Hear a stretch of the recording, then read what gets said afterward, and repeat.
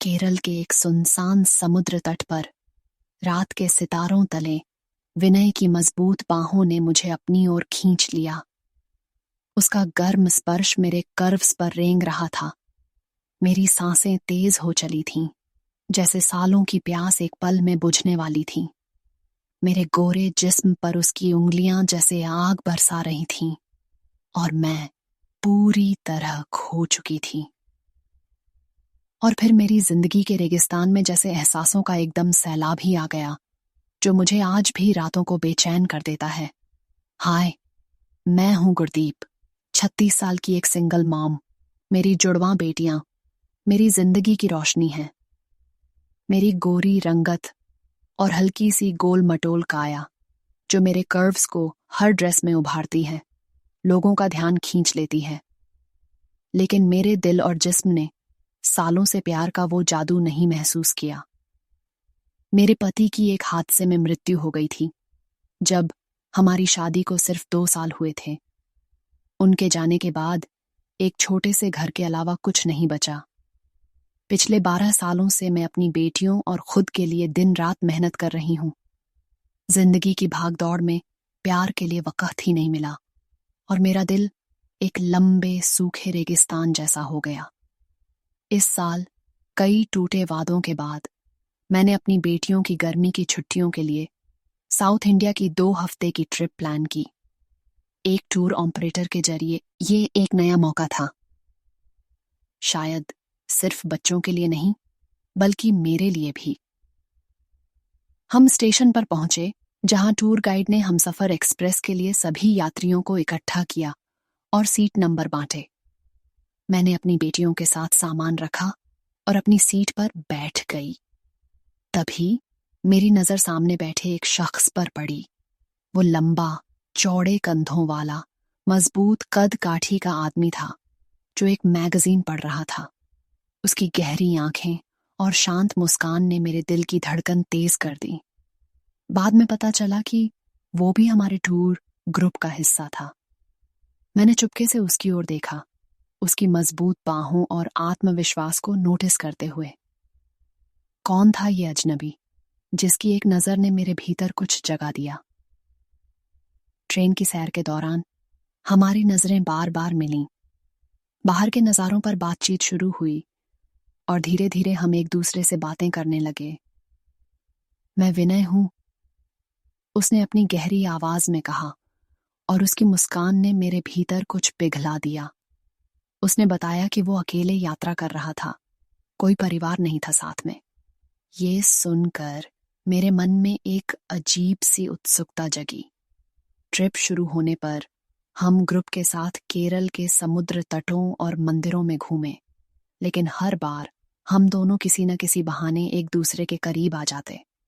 कभी नाव पर एक ही रेलिंग को पकड़ते वक्त उसका हाथ मेरे हाथ से छू गया, तो कभी भीड़ में हमारी टांगें एक दूसरे से सट गईं।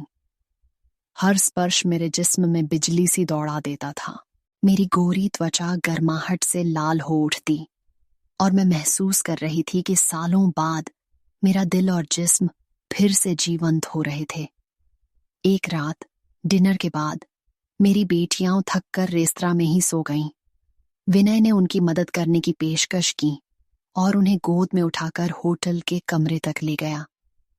उसकी ताकतवर बाहों को देखकर मेरे मन में अजीब सी हलचल हुई। बच्चों को सुलाने के बाद मैंने उसे कॉफी के लिए रुकने को कहा। हम बालकनी में बैठे, जहां समुद्र तट की नम हवा हमारे चेहरों को छू रही थी। हमने अपनी जिंदगी की कहानियां साझा की। उसने बताया कि वो एक तलाकशुदा है, जिसके कोई बच्चे नहीं हैं, और वो भी सालों से अकेला है। उसकी आवाज में वही खालीपन था जो मेरे दिल में बसा था। बातें करते करते हम करीब आ गए। उसका हाथ मेरी जांघ पर रखा गया और मेरी सांसें रुक सी गईं। उसने धीरे से मेरी ओर झुका, और हमारा पहला चुंबन, नरम, गहरा और लंबा, ने मेरे भीतर आग सी लगा दी। हम बेडरूम की ओर बढ़े। मेरे कर्व्स उसके स्पर्श में पिघल रहे थे। जैसे ही हमारी नजदीकियां बढ़ीं, तभी दरवाजे पर एक हल्की सी दस्तक हुई। होटल स्टाफ था। गलती से रूम सर्विस का ऑर्डर हमारे यहाँ ले आया था। हम दोनों हंस पड़े, लेकिन उस रुकावट ने हमें और बेचैन कर दिया।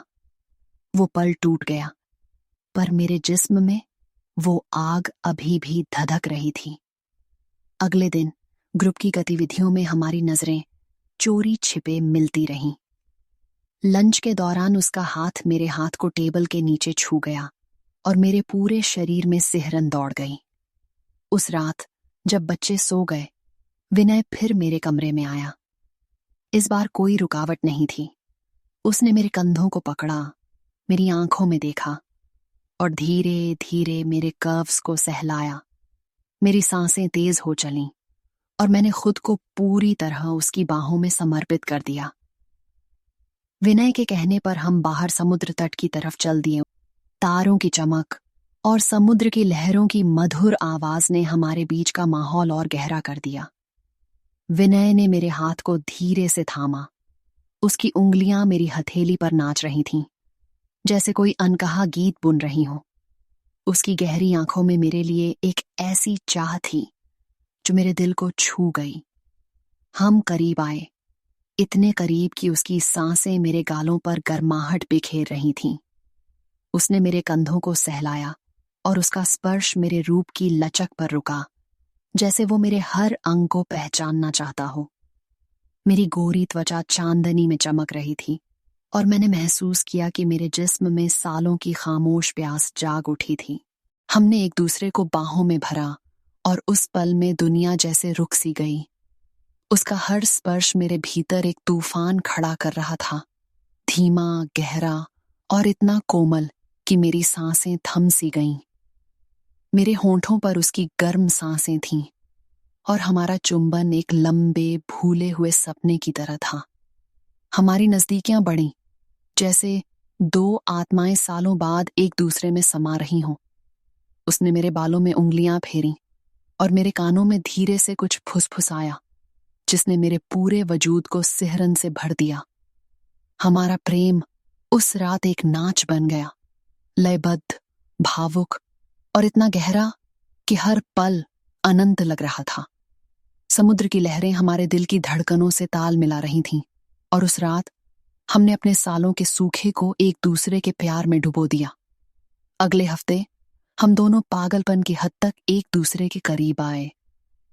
मंदिरों के पीछे चुराई गई चुंबन, समुद्र तट के कोनों में छिपकर बिताए पल, हर दिन मस्ती और रोमांच से भरा था। मेरे गोरे जिस्म पर उसका हर स्पर्श जैसे मेरी रूह को छू रहा था। ट्रिप के आखिरी दिन हम दोनों के दिल भारी थे। क्या ये अलविदा था या फिर एक नई शुरुआत? आखिरी स्टेशन पर विनय ने मेरा नंबर लिया। मुझे घर जाकर कुछ चीजें सुलझानी हैं, उसने कहा। उसकी आंखों में वादा चमक रहा था। मैं जल्दी कॉल करूंगा। ये अंत नहीं है गुरदीप। मैंने उसे जाते देखा। मेरा दिल उम्मीद से भरा हुआ था।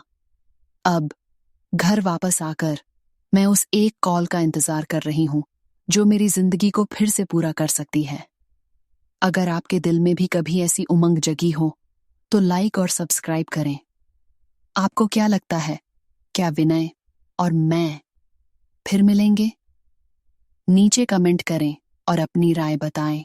अगर ये कहानी पसंद आई हो, लाइक, शेयर और सब्सक्राइब करना मत भूलिए। अगली बार फिर मिलते हैं एक और दिल से निकली दास्तान के साथ।